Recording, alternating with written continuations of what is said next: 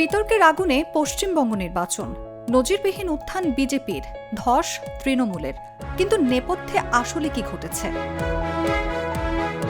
ভারতের পশ্চিমবঙ্গ বিধানসভা নির্বাচন ঘিরে শুরু হয়েছে তীব্র রাজনৈতিক বিতর্ক। ঘোষিত ফলাফলে দেখা যায় ২৯৪ আসনের মধ্যে বিজেপি ২৬০টি আসনে বিপুল জয় পেয়েছে, যা দলটির ইতিহাসে সবচেয়ে বড় সাফল্য হিসেবে দেখা হচ্ছে। অন্যদিকে ২০২১ সালে ২১৫ আসনে জয়ী হওয়া তৃণমূল কংগ্রেস এবার নেমে এসেছে মাত্র ৮০ আসনে। এই ফলাফল মানতে নারাজ মুখ্যমন্ত্রী মমতা ব্যানার্জি। তিনি অভিযোগ তুলেছেন, নির্বাচনে কারচুপি ও ইলেকশন ইঞ্জিনিয়ারিং হয়েছে এবং শতাধিক আসন ছিনিয়ে নেওয়া হয়েছে। একই সুরে বিরোধী নেতা রাহুল গান্ধীও ভোট প্রক্রিয়া নিয়ে প্রশ্ন তুলেছেন। বিতর্কের কেন্দ্রবিন্দুতে রয়েছে এসআইআর বা বিশেষ নিবিড় ভোটার তালিকা সংশোধন।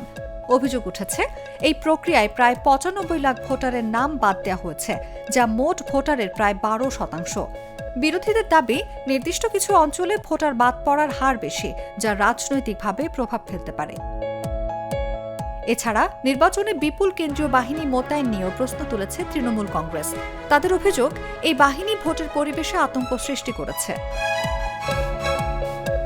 অন্যদিকে বিশ্লেষকদের মতে, এই নির্বাচনে মুসলিম ভোট ব্যাংকের বিভাজন, হিন্দু ভোটের একীকরণ এবং স্থানীয় রাজনৈতিক অসন্তোষ সব মিলিয়েই ফলাফল বদলে গেছে। দীর্ঘদিন ক্ষমতায় থাকা তৃণমূলের বিরুদ্ধে দুর্নীতি ও বেকারত্বের অভিযোগও প্রভাব ফেলেছে বলে মনে করা হচ্ছে। তবে বিজেপির বিরুদ্ধে পাল্টা অভিযোগও রয়েছে, ধর্মীয় বিভাজনের রাজনীতি করে ভোট প্রভাবিত করার। সব মিলিয়ে পশ্চিমবঙ্গ নির্বাচন এখন শুধু ফলাফলের গল্প নয়, এটি হয়ে উঠেছে রাজনৈতিক অভিযোগ, ভোটের সমীকরণ এবং গণতান্ত্রিক বিতর্কের একটি জটিল অধ্যায়। নিউজ ডেস্ক, জাগো নিউজ।